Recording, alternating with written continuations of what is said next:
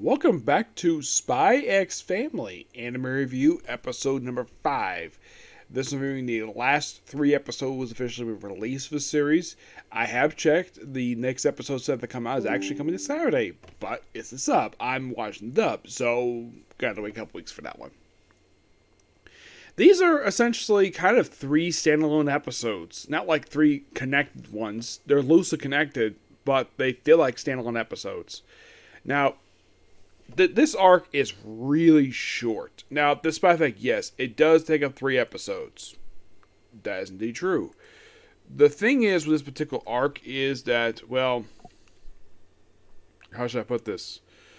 The fact that this is what it adapts. Chapters 15 to 17, plus like 2 extra stories. Actually, like 3.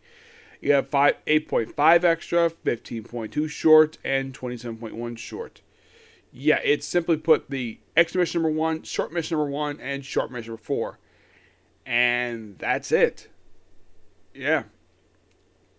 Now, in the first episode, because of the academic stuff is not working out very well, so, PE, get the Stella stars. Okay. How? Dodgeball. Yes, dodgeball. Oh, and by the way, the opening episode of this story arc is adapting like a short mission number 4, and chapter 15. Now we're introduced to Bill Watkins,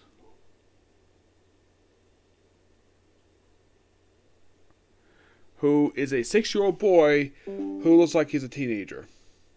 Yeah, seriously. Yep, and this whole thing about earning, like, she's able to do really well when it comes to doing PE, like doing dodgeball. Oh, and apparently their PE teacher is out, so their regular teacher is subbing for them. As for what he's out with, could be sick, they don't really say. So apparently this 6-year-old kid, aka a freaking 20-year-old. Now, why the heck does he look like a muscle-bound idiot at the age of 6? I have never seen a 6-year-old look that big. I mean, the glasses thing is one, but the muscles and how tall he is, he looks way too tall to be a 6-year-old. He looks like he's freaking 20. So, he managed to eliminate like 4 kids with dodgeball pretty easily because he practices for quite a while. Yeah, he practices playing dodgeball. A lot. Oh, and they also have, prior to the thing, they have Anya and Yor just practicing, well, preparing for PE, which quite nice for them to do. Good mother-daughter bonding. And of course, I think the game turned out to be a draw because she does a little power move and just does nothing. Now, the game is turned out to be a draw because they don't really have a clear winner. The thing just stops right there. It's kind of weird. Next episode actually has, well, Anya and her first star. Yeah, first Stella star in the whole series. Now, okay, the PE thing didn't work. Academics not working very well. And they have 4 months until this gathering. Community service. That seems like a pretty decent way to do it. Hell Hopsel not working out too well, and of course she's asked to leave. And then all of a sudden, thanks to her telepathy, a boy is nearly drowning in the pool, and apparently no one notices. So it seems like she has a vision where she's about to her father. It's like, how did you know that? So he just races off to the pool, sees Bubbles, jumps in, and tries to rescue, but she can't hold her breath for long because she's a little girl. But look at her father, her awesome father, jumps in and saves both of them. And of course, she's basically just thanked for saving this little boy. By the way, this little boy, his name is Ken, and he's going through physical therapy. Probably for his leg. Probably broke his leg at some point. So, she saves his life, and she's given Stella a star for it. She gets a little bit over the top with it. And, well, people think that she cheated, or she basically pushed the kid in the pool. No. This was natural. Now, the very next episode is not adapting from any chapters from the manga. No, not necessarily. Like, I should put episode 11 adapts from 2 chapters, 16 and 17. And that was simply the end of the story arc. But we also have two extra stuff. We have 12, which is technically the final episode of the first half of the series. Well, first core anyways. Where it adapts the extra mission and the short mission. What happens this episode? Well, they have it where Lloyd comes home and he basically overhears that apparently his family life is in jeopardy. Well, not from the government per se, but from his neighbors who doesn't know he's not home for that much enough. So you have to complete this mission.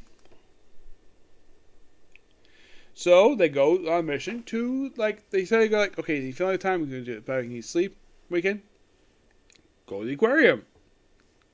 And by the way, they have this code opening, which is complete and original. They introduce this subway lady, which the voice sounds like Gretchen from Monsters Incorporated. I have also read that apparently Madhouse helped out with this episode. Yes, Madhouse Productions helped out with episode 12 of this very series. Oh, I have not been mentioning who's been the animated studio behind this. I think it's been Cloverworks.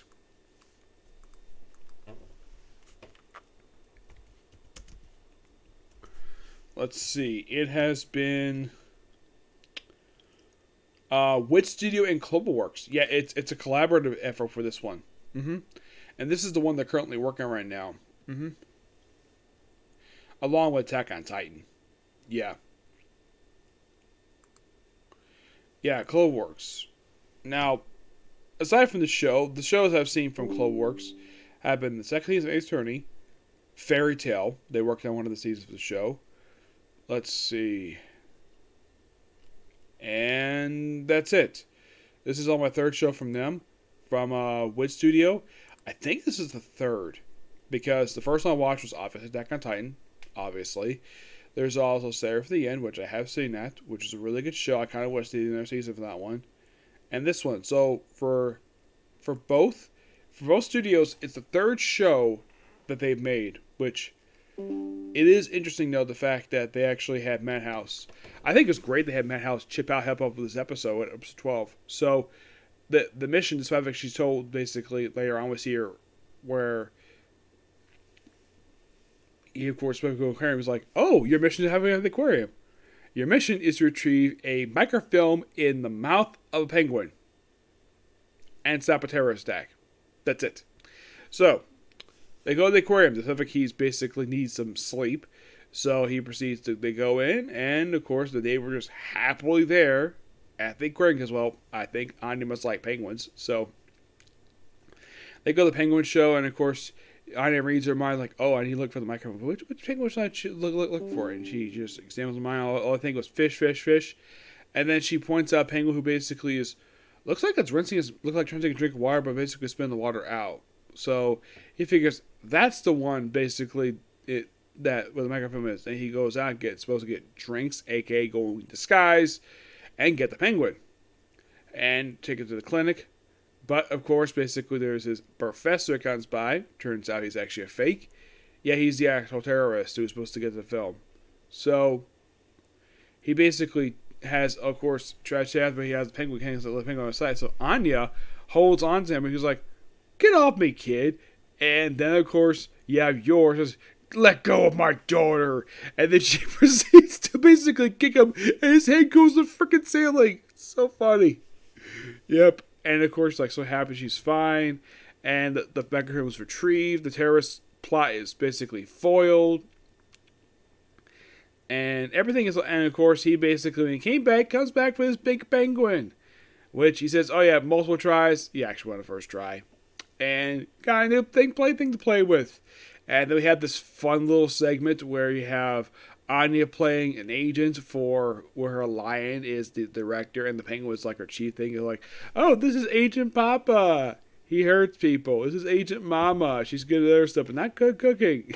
It's so funny. And then the thing ends with them basically just using like having your hold a little robot when she gets mad because they can't go in the one room. And of course you have Lloyd holding the penguin. Of course, they decided to go undercover, be a playful thing. It's like, oh, what a cute family. And that's the episode. What a funny way to end the episode with this adorable segment. I at least got praise the studios for this. Adding that short thing was so hilarious. Even in the manga was just so funny. Yep. But in the case of this, I think of this particular series so far, it's pretty good. I'm enjoying it so far. And if you're curious, like, Here's the weird thing. In 12 episodes, they only adapted 17 chapters in 12 episodes. Well, that's mainly because the first chapter was 70 pages. And here's the thing. They have all but one page from that whole chapter. The first 2 pages after episode 3. Now, I should point out also, though, that the very next episode starts the Doggy Crisis arc. Yep. You would think, wait, Doggy Crisis? Yeah. It's an arc that's basically 6 chapters. Which, at this point, it probably was the longest arc of the whole series, being 6 chapters. So, given this one's track record, I'm thinking that Curve 2 will... Well, it's definitely going to start with Doggy Crisis. But I think they're probably going to conclude it with the Imperial Scholars arc.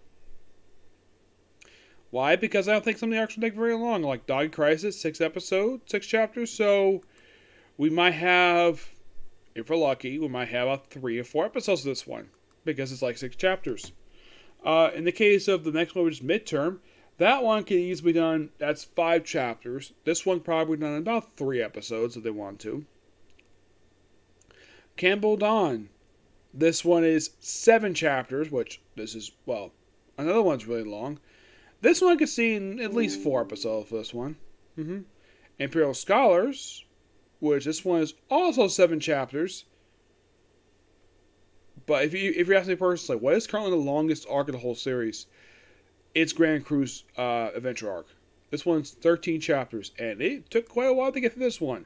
It is the longest arc of the whole series, and my personal guess is that, like I said, this season will probably just go to Imperial Scholars. That's why I think they should probably end at.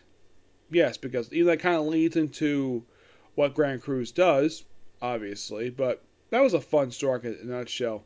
The arc that comes around that Wise just explored Floyd's backstory. That's simply what it does because yours is kind of explored a little bit. But that's simply what the Wise story arc does. I mean, could I possibly see this stuff be adapted? Future? Yes. Now, as of right now, I think they should go straight to, not to the Wise story arc, because that'd be kind of dumb. If you're going to stick to 12 episodes, I would probably just stop at the Imperial Scholars Mixer arc. That's probably where I think the studio should stop. And then wait a year or two, allow the manga to release more chapters. And here's the strange thing. The manga only started releasing 2 years ago. Yeah, in 2 years.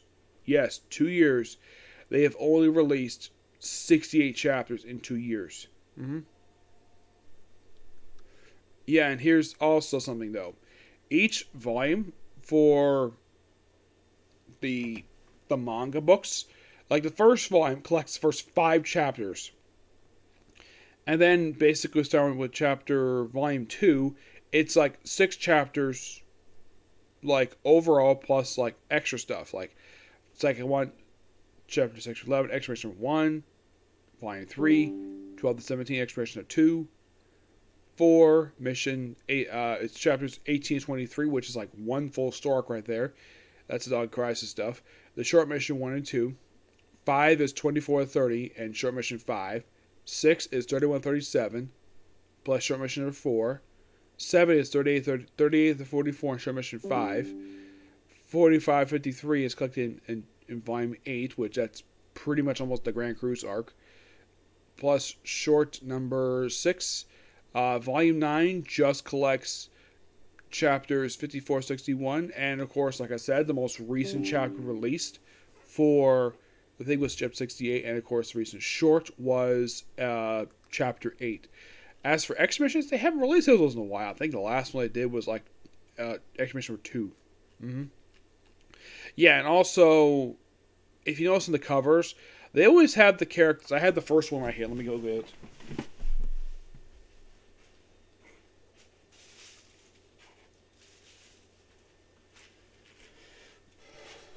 Where like every single volume has the character sitting in a chair.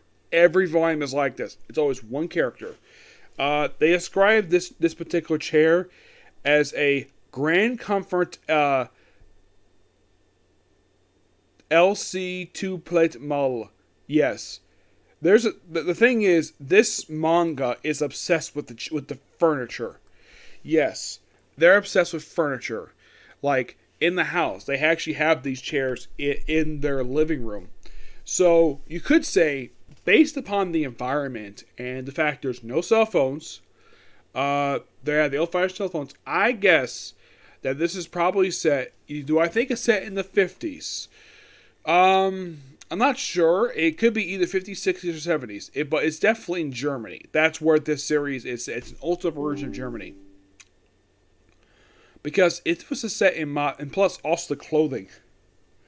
The clothing is something you would definitely see some people might wear in high society, but not really per se. I've been to gatherings. People wear suits. People don't wear those anymore. No. So it's probably, I'm guessing, based on the furniture, it's probably either, I was guessing based on the environment. In fact, there's a TV there, and it's a color. It's probably set in the 1970s. That's my guess, basically, where the show is set. And just a fun show overall. If you like spies, check the show out. And this is my last one for about a couple weeks, until basically episode 13 comes out. So, what am I going to do until my next anime starts up? I'm going to work on One Piece. Yes, because there's 48 episodes for this been overall, since my last review, 48 episodes released since then. But the very next thing I'm going to do is going to be a comic corner. Yep. And then on the One Piece. Okay? Review. Bye.